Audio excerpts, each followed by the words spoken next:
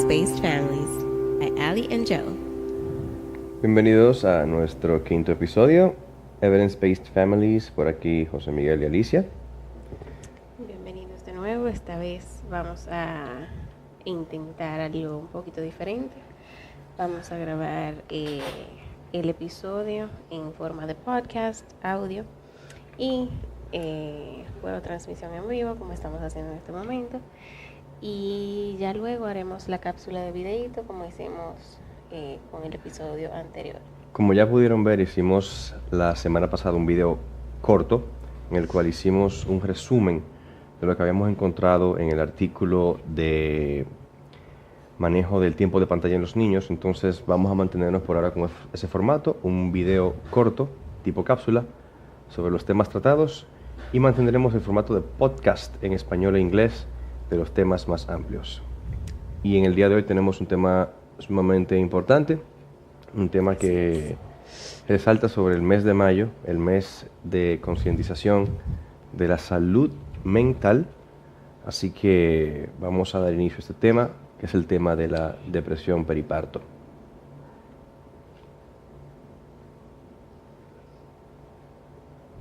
Yes. Ok. Para comenzar el tema, yo quiero leer un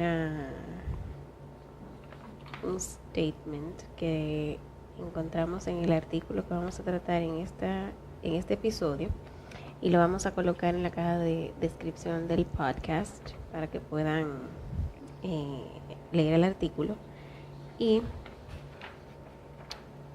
dice lo siguiente: en el año 2016, los servicios de prevención de los Estados Unidos emitieron una recomendación que todas las mujeres en periodo de embarazo y posparto sean evaluadas para evitar la depresión, resaltando la necesidad de que todos los proveedores de servicios médicos estén alertas a las posiblemente serias consecuencias de las enfermedades psiquiátricas no reconocidas y no tratadas en las madres.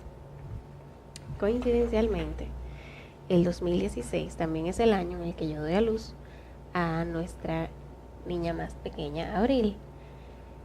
Es también el año y el embarazo con el que yo desarrollé depresión posparto y ansiedad posparto. El mismo año en el cual yo, su bello esposo, médico, no me di cuenta de que mi esposa estaba pasando por un momento, una situación, una condición clínica de depresión postparto, y básicamente la familia entera, nadie se percató de lo mismo. Hasta que un año y medio más tarde, ella recibió el diagnóstico de que estaba cursando con una depresión postparto, con un espectro también de ansiedad. Ya en ese momento era más ansiedad que depresión.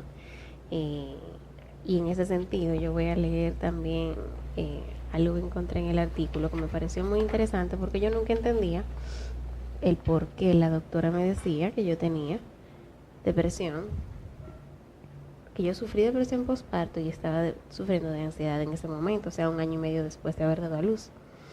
Y lo que dice el artículo es lo siguiente: si estás ansioso y esa ansiedad está convirtiéndose en un impedimento para realizar tu vida normal, es posible que comiences a sentirte con depresión sobre eso y viceversa. O sea que si estás ansioso y eso te está impidiendo realizar tu vida normal, eso puede convertirse en una depresión. Sí, definitivamente. Para este podcast tuvimos un artículo que es una revisión de literatura del Cleveland Clinic Journal of Medicine, el cual se llama Depresión periparto, y que conste que no habla solamente sobre la depresión postparto, sino el periodo antes al parto y luego de. Reconocimiento temprano mejora el resultado. O sea, el artículo evalúa cómo el reconocimiento temprano de la depresión periparto mejora el resultado final de su manejo como tal. Y es una enfermedad muchísimo más prevalente de lo que yo particularmente pensaba. Es una enfermedad que puede presentarse hasta en un 20% de las mujeres que están en el periodo posparto, en los primeros 3 meses. Al mismo tiempo es una enfermedad que está sumamente infrarreconocida por todos los profesionales de la salud. De hecho, en tu consulta periparto, con Abril, que es la segunda específicamente, el screening fue prácticamente nulo. Así es. Una de las cosas más desesperantes para mí en ese momento era acudir donde mi médico de cabecera en ese momento, con todos estos síntomas que yo sentía, que eran además de ese agotamiento físico y la fatiga propia del periodo posparto. Y realmente nunca las preguntas ni la evaluación pasó de ser física, de síntomas físicos. Y realmente, a pesar de todas las evaluaciones con médicos, nunca se determinó que era una depresión postparto, hasta que realmente yo tuve un nervous breakdown, como se dice, un ataque de pánico, y que fue lo que me llevó a la psicóloga. A la psicóloga, que eventualmente detectó tu depresión y tu ansiedad postparto, y ya en la etapa que estabas debiste ser medicada como tal. Así es. A mí uno de los datos que más me llamó la atención leyendo sobre la depresión postparto es la tan alta mortalidad que se le achaca a la misma. O sea, que no es la principal causa de mortalidad materna en el periodo posparto. ¿Cuál fue el número que leímos? Hasta un 20%. Sí. 20% de las mortalidades postparto se deben a un síndrome, postparto depresivo. Entonces eso es un número que para mí es alarmante, definitivamente. Es alarmante, porque realmente, a pesar de que sí se hacen en todas estas páginas que las mujeres embarazadas, sobre todo hoy día, frecuentamos, que si Baby Center, que si What to Expect, todo ese tipo de cosas, te dicen cuáles son los síntomas, pero no te dicen que los síntomas no se limitan a sentirte X, sentirte Y.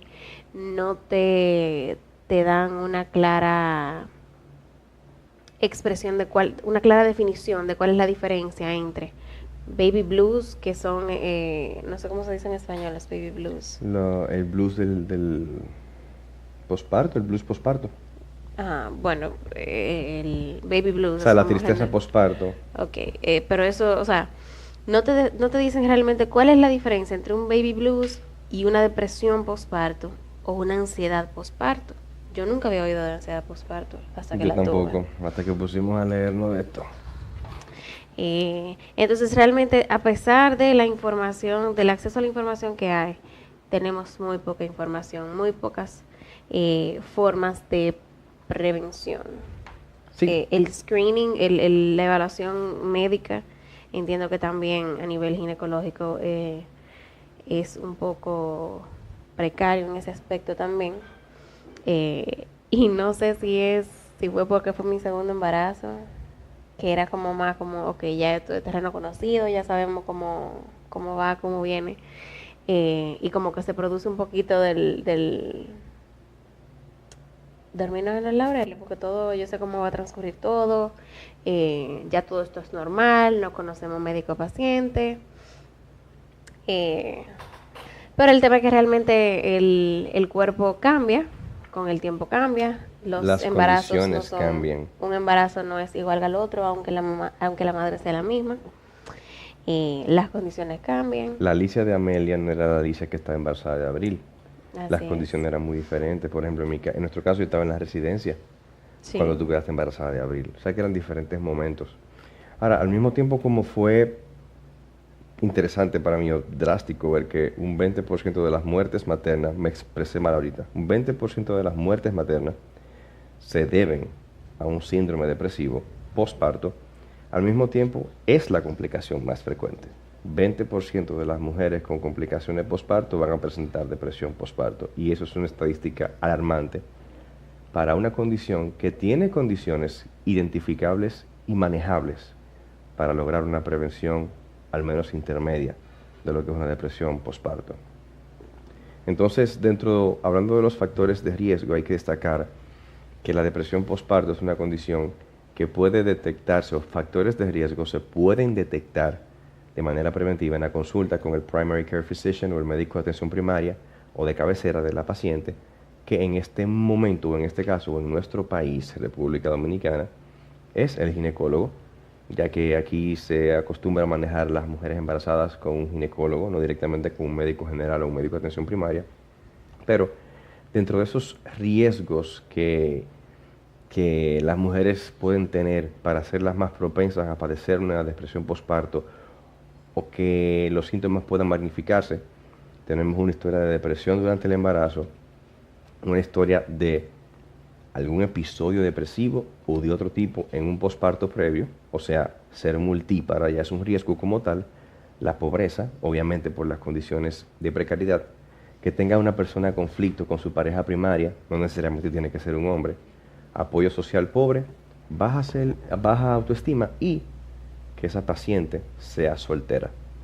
Entonces, esos son de los principales factores de riesgo para que una paciente desarrolle lo que se llama un síndrome depresivo posparto. Hay un factor, no te escuché bien si lo mencionaste, el poco apoyo social. Claro, el apoyo social, un apoyo social bajo. En el otro artículo que estábamos revisando, también mencionaba la edad de la paciente y mencionaba lo de la multiparidad, que una mujer multipara tiene un riesgo mayor de sufrir un síndrome depresivo posparto o periparto. Ahora, eso da la idea de pensar que si esos son los factores de riesgo asociados, bueno, pues es simple. Los médicos de atención primaria, los médicos de cabecera, deben tener entonces los ojos bien abiertos para identificar esos factores de riesgo en esas madres. Y hay cuestionarios desarrollados que se le aplican a las madres embarazadas que te pueden dar un indicio, con puntuación de qué tanto riesgo tiene esa madre de padecer o no una depresión posparto. A mí me encanta, y voy a hacer un pequeño paréntesis en esa parte. Cuando nació mi primer sobrino Alejandro, yo estaba en la clínica con mi cuñada y todos los días a ella le llevaban un cuestionario a llenar de cómo o sea, no es simplemente el cómo te sientes hoy, ¿qué tal todo? ¿Descansaste bien? ¿Pudiste descansar algo? O sea, no se limita a eso. Pero después de nacer el niño. Después de nacer el niño. Okay. Todos los días de la habitación le llevaban varias hojas con diferentes tipos de preguntas, tanto sobre evacuaciones y niveles de al niño, obviamente. La cantidad de evacuaciones del niño, las tomas que estaba haciendo el niño, cómo se sentía, o sea, un cuestionario sobre la lactancia y sobre cómo se sentía la madre en ese momento. Además del acompañamiento que tenía siempre de especialistas en lactancia, especialistas en la salud mental, una cantidad de especialistas que yo entiendo que país desarrollado debe de reducir significativamente el riesgo de una madre irse a su casa porque dura hasta 5 días en el hospital allá. Pero es que fíjate que eso es lo que se llama apoyo social. Porque aquí, ¿cuál es el apoyo social que recibe una madre recién parida? Me gusta la palabra paridez, pero la familia no es un material de apoyo real, porque la familia va, te pregunta cosas, hace ruido, te habla del niño, que hizo caca, que si comió, que si vomitó, que si se pega de la teta, pero la familia no tiene la mentalidad preparada de hacerte esas preguntas que te pueden decir a ti, mira, aquí hay un riesgo de algo, o no tienen la educación quizás de decirte, mira, ella no está pegándose del seno porque el engagement o el, ¿cómo se dice en español? El anclaje de la boca con el pezón, el agarre no es el correcto, como pasó con Dulce, por ejemplo, que tuvimos nosotros que ir allá y después Olguita tuvo que ir allá para enseñarle por qué la niña probablemente estaba rechazando el seno y después de ahí, santo milagro, O sea, ella estuvo a punto de darle fórmula a la niña. Imagínate lo que hubiese representado ella, eso para ella. Sin embargo, con la intervención de 2 personas, automáticamente la niña está ahora grandísima y saludable. Entonces, a eso quizá entiendo que se refiere el artículo con apoyo social. De hecho, esos cuestionarios que tú mencionas, que son la de escala de depresión de Edinburgh Postnatal, lo vamos a poner en el link para que los puedan leer. Son totalmente gratuitos y están disponibles. Y ustedes mismas en retrospectiva, esas madres y esos padres que tuvieron con sus esposas en ese momento postquirúrgico inmediato, hagan el cuestionario y díganse en ese momento, wow, yo creo que pude haber padecido una depresión postparto, o nah, yo estaba perfectamente bien. Sería interesante porque realmente nadie está preparado, porque fíjate como tú decías, tú eres médico. ¿Y qué? eh, y realmente a ti no se te ocurrió en ningún momento que yo pudiera estar teniendo ese En problema. ningún momento me pasó por la mente que lo que tú tenías es una depresión postparto. Todo el tiempo era, tú tienes fatiga, falta de descanso. Yo decía, eso es falta- una fatiga crónica. Oh, qué estúpido. Vamos a leer uno de los síntomas de los desórdenes depresivos mayores. Bueno, ¿cuáles son? La falta de ganas de hacer todo, la fatiga, las tenias, se me pasó esa. No fue mi culpa. Pero es que es un tema de que tú estás viviendo la situación, o sea, tú no estás analizando la situación de manera objetiva. Pero el que no sabe lo que busca, no sabe lo que encuentra. Si yo no tengo pendiente que hay un síndrome depresivo que afecta a las mujeres en el postnatal, en el posparto, porque yo estaba pensando en eso. Recuerda que se te infectó la herida con abril y todo. O sea, eran una serie de factores coadyuvantes que tú tenías que yo decía, no, eso es fatiga crónica simplemente. Ajá, right. Y después de ahí, ¿qué estamos usando?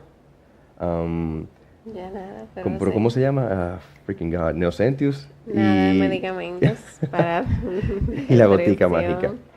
y ansiedad, sí. Realmente fue un Y, poquito y fuerte. lo más fuerte de todo esto es que la depresión postparto afecta al niño, afecta que el sí. vínculo de la madre con el niño. Claro que sí. Y por eso es que es tan relevante y entiendo, en mi opinión humilde como estudiante y médico, que aquí en este país no se le da la importancia adecuada a lo que se llama la depresión postparto. No, porque realmente no se hace ningún tipo de evaluación. No se evalúa nunca. Yo no recibí ningún tipo de evaluación. Pero ¿qué psiquiatra de turno estaba en la clínica que te evaluó a ti después del parto? Precisamente, tú no recibes Nadie. ningún tipo de evaluación. Es simplemente, bueno, si tú como paciente pudiste darte cuenta que tú estás sufriendo depresión postparto, bueno, o tú sientes que puedes estar teniendo un trastorno psiquiátrico psicológico, entonces tú abordas a tu médico con la preocupación. De lo contrario, bueno, buena Resuelve. suerte, amiga. Después de que usted tenga su niño, vaya a buscar un psiquiatra, un terapeuta que le dé consejo y eso lo puede ayudar Debería entonces. ser una condición para darte de alta. Un Una examen psiquiátrico. interconsulta psiquiátrica o psicológica. Tomen nota, señores, apunten eso. Una interconsulta ahí mismo. Antes ya el ginecólogo y el pediatra le dieron de alta a usted y a su bebé. Deberían hacerle una evaluación psiquiátrica. Entonces, Psicológica, igual que igual que en la evaluación postquirúrgica, que uno tiene que volver a los 7, 8 días. ¿cómo Vaya te estás también por sintiendo? Vamos allá en este cuestionario. ¿Qué tal? Bueno, entonces, resumiendo un poquito los factores de riesgo, recordamos lo que mencionamos, factores biológicos propios de la madre, que una madre haya tenido ya un síndrome depresivo, durante el parto o previo, ni siquiera tiene que ser durante el parto, embarazo o antes que del sea embarazo. multípara, que sea una mujer menor de los 30 años. Increíble para mí ese dato, encontrar que la mujer ideal es para tener un niño sin sufrir de depresión, 31 a 35 años. Eso es otro dato importante. Factores del ambiente, como por ejemplo los factores socioeconómicos. Obviamente no es tan difícil para una mujer que lo tiene todo garantizado, mientras que una que trabajaba y que la familia dependía de ella, estado social, casada, soltera, apoyo de la familia y, Eventos estresantes. claro está, De la vida normal. capacidad de lidiar con eventos estresantes. Como en mi casa, que un mes antes de Abril nacer, falleció mi abuela también. Ay, casi nada. Entonces, tenemos varias patologías, no solamente está la depresión postparto. Está el blues postparto, que mencionamos como una forma de traducción medio chipichae, la tristeza periparto, posparto, y lo que se llama el síndrome de ansiedad posparto o la patología de ansiedad posparto. Y son diferentes patologías, no son la misma. tienen diferentes condiciones. Si tú quieres hablar un poquito más de cada una de ellas, sería interesante, ya que tú eres la persona con más experiencia aquí en esta habitación. Ok. La gran diferencia entre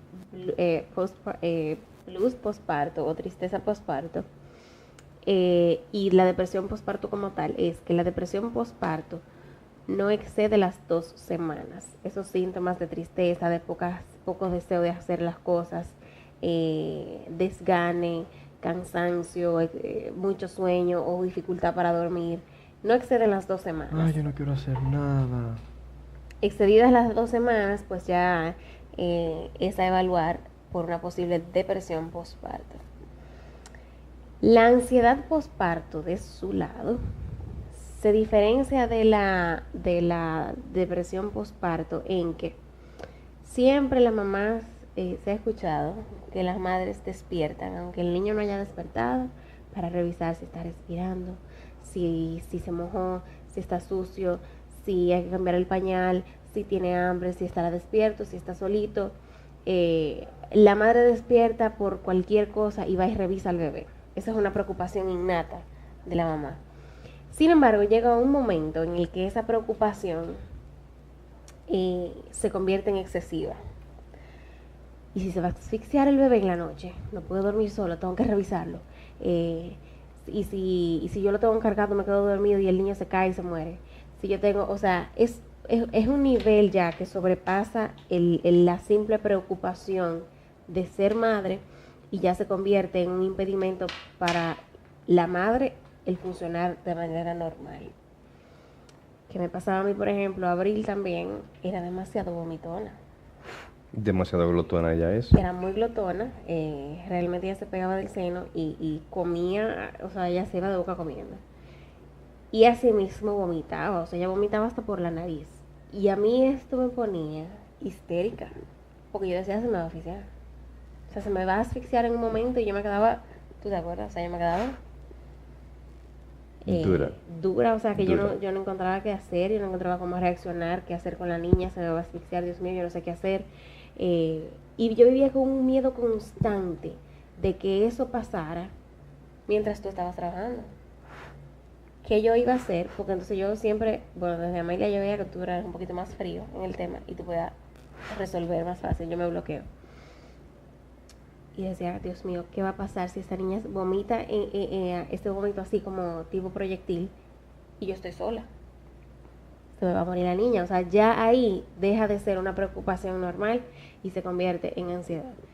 Y yo Todos creo que los niños vomitan. Todos los niños vomitan, Los niños todos se los ahogan, niños tosen. se ahogan, tosen, todos los niños le da gripe, todos los niños pasan por esas. Entonces, cuando esa ansiedad pasa de ser una simple, cuando esa preocupación pasa de ser una simple preocupación a un pensamiento obsesivo compulsivo, ya estamos casi presentes. Frente a un caso de ansiedad Lo triste es que la ansiedad postparto se manifiesta en inicio como un posible síntoma de blues o depresión postparto. O sea, tú vas a tener una paciente que va a tener el primer signo de alerta es, pasaron las 2 semanas de haber comenzado a sentirse así, ok, ya tenemos que evaluar porque está pasando algo más que un simple postpartum blues. Claro, porque el blues postparto pasa hasta en un 75% de las mujeres, mientras que un desorden depresivo postparto pasa, como dijimos ahorita, es un 20% de las pacientes afectadas.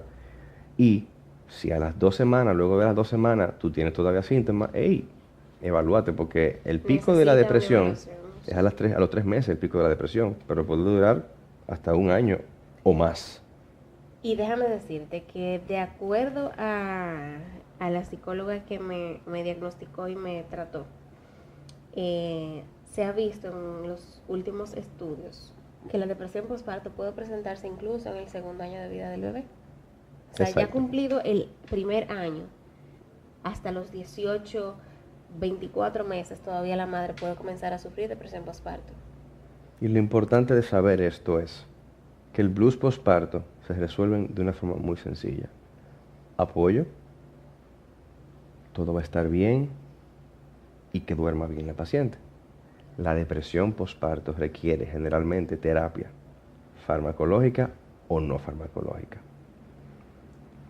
Al mismo Así tiempo, es. La ansiedad también. esos signos que tienen que decirte a ti, hey, cuidado, son los mismos signos y síntomas que presenta un paciente con un desorden depresivo mayor, que pueden ser, que tiene que caracterizarse por 5 de los siguientes, que sean problemas en el sueño, que sea insomnio o hipersomnia, una falta de energía, sensación de yo no sirvo ni valgo nada, una baja autoestima, culpa, dificultad en la concentración, una falta de toma de decisión, retardo psicomotor, o sea, me siento lento, letárgico para hacer las cosas que tengo que hacer, o lo contrario, estoy agitado, todo me pica, nada me huele, todo me hiede.